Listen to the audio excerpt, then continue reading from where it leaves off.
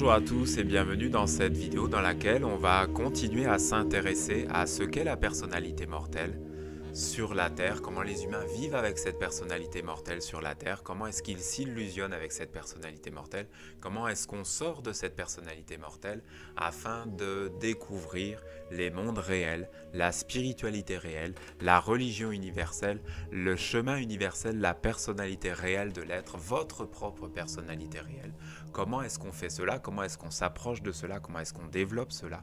Ce sont vraiment des grandes questions que tous les êtres devraient se poser. La vie sur Terre serait bien plus simple si nous nous posions ces questions-là quotidiennement, parce que ce sont des vraies questions, et savoir comment piquer quelque chose à son voisin, comment écraser quelqu'un, ce n'est pas un bon chemin, ce ne sont pas des vraies questions, ce n'est pas du tout la bonne concentration pour vivre heureux et vivre simplement sur la Terre. Donc il y a ce chemin, à travers l'initiation des 12 semaines que je propose, qui est un chemin de prendre conscience et de se libérer étape par étape de la personnalité mortelle et de reprendre contact avec l'âme immortelle, de reprendre contact avec votre identité fondamentale, ce que vous êtes, indépendamment du formatage qui a été mis sur vous dans cette époque, indépendamment de l'époque, indépendamment des croyances, indépendamment des concepts, indépendamment de toutes ces choses auxquelles nous nous identifions pour le pire bien souvent, parce que les conceptualisations ne sont pas une bonne chose pour nous. Nous avons besoin d'être des êtres de vérité, pas des êtres de concept, parce que les concepts sont totalement malléables. Mais le fait qu'ils soient malléables, que nous puissions les modifier à notre guise en fonction de nos besoins, des besoins de l'époque, de nos propres besoins du moment, ces choses-là ne sont pas du tout positives, parce que plus tu modifies, plus tu t'éloignes de la réalité. Donc il faut être relié à des mondes immuables.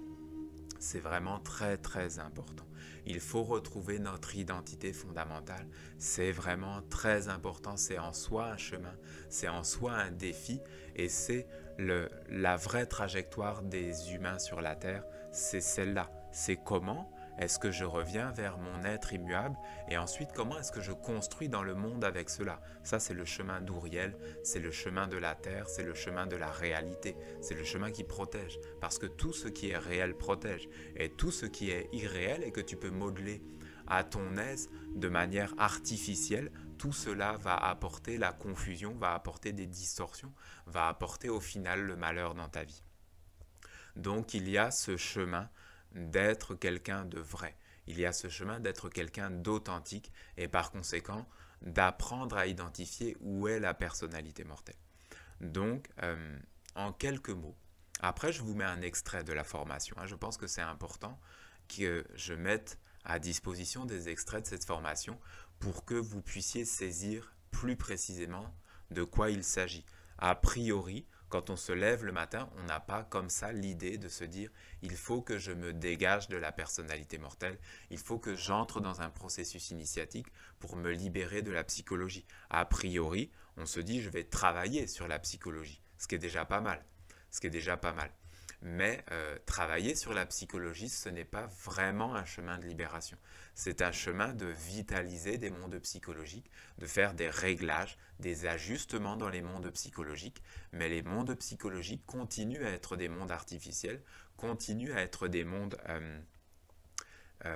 variables, manipulables, et ils ne sont pas forcément reliés. En fait, pour être tout à fait clair, ils ne sont presque jamais reliés à la personnalité réelle, à l'identité réelle. Donc il y a ce défi, déjà un premier défi qui est de comprendre cette nécessité de se libérer de la personnalité psychologique et d'entrer dans un parcours initiatique. C'est vraiment un premier défi parce qu'on n'en a pas l'idée a priori. Donc c'est pour cela que j'essaye de parler, c'est pour que cette nécessité devienne compréhensible. Les humains sur la Terre doivent faire un travail sur eux. Tu ne viens pas sur la Terre pour être les doigts de pied en éventail et boire des cocktails. Tu peux le faire, c'est très sain, on a besoin de se détendre, on a besoin de passer des bons moments, on a le droit d'avoir une vie mortelle, on a le droit d'avoir une partie de notre vie qui va vers le recyclage. Ce n'est vraiment pas un problème. Mais ça ne doit pas être l'élément central. C'est-à-dire que tu travailles, et travailler, c'est travailler sur soi. Et travailler sur soi, c'est travailler sur soi pour permettre qu'un monde immuable dont tu es le porteur, dont tu es le dépositaire en réalité, dont tu es le représentant en réalité. En réalité, tu es un porteur d'un monde immuable. Tu dois pouvoir t'en souvenir, tu dois pouvoir le sentir à l'intérieur de toi, et pour cela, tu dois pouvoir éloigner les mondes psychologiques. Les mondes psychologiques doivent être au service de l'immuable.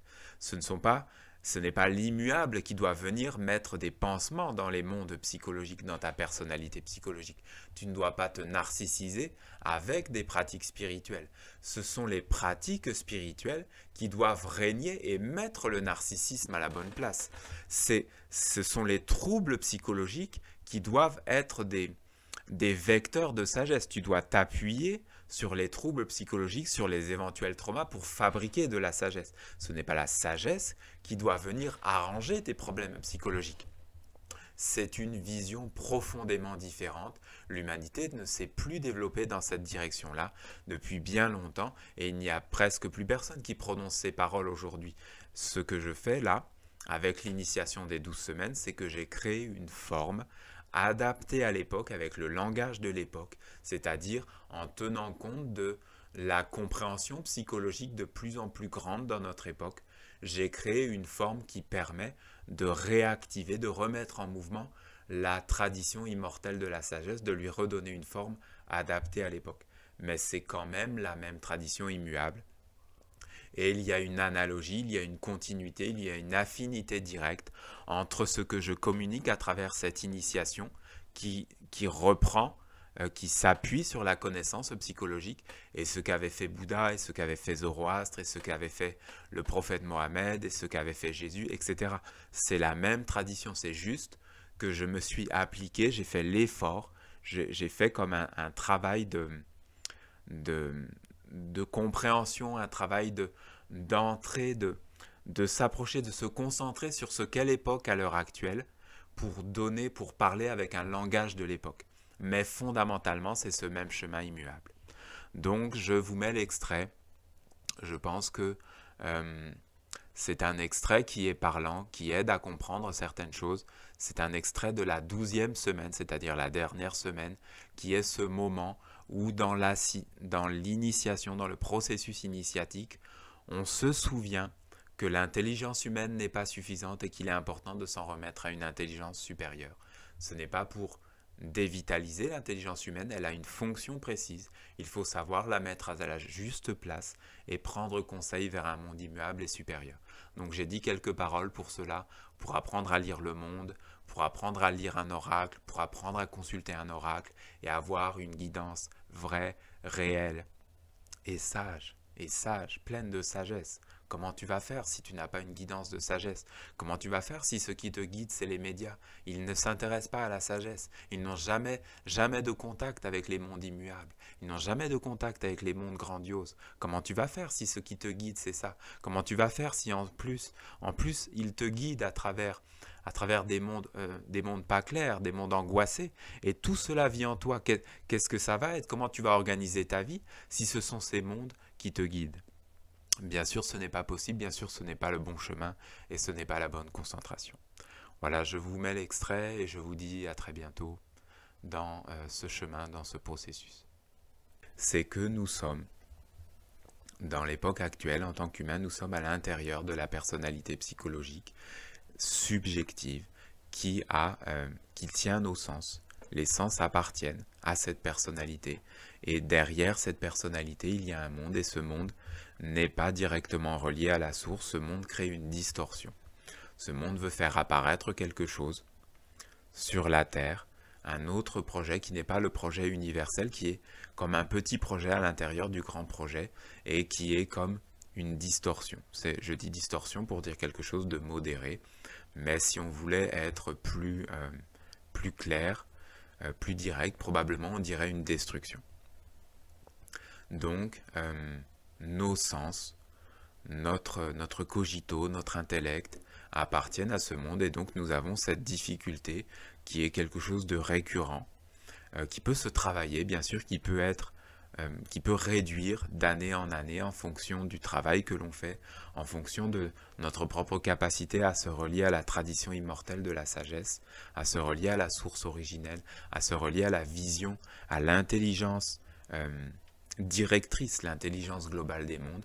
Voilà, en fonction de notre capacité à nous relier à cela, nous pouvons effectivement avoir de moins en moins de difficultés à capter une pensée universelle, une pensée claire.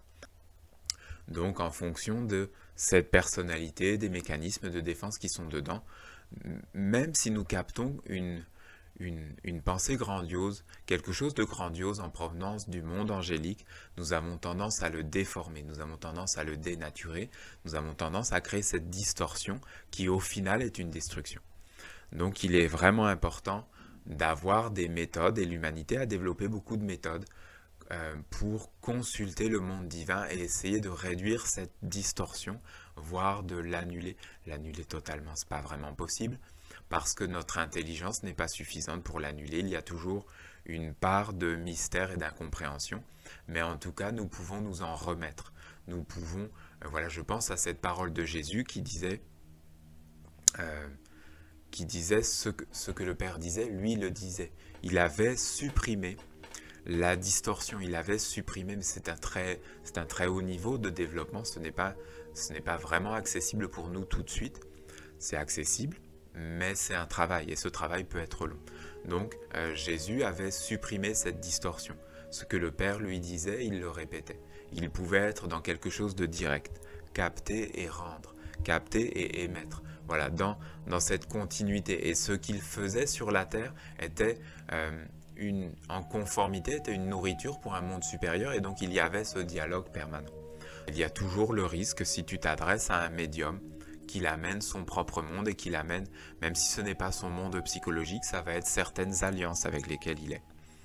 Certains courants spirituels qui existent dans les mondes subtils, mais qui sont des distorsions. Voilà, qui ne sont pas directement divins, qui sont des distorsions.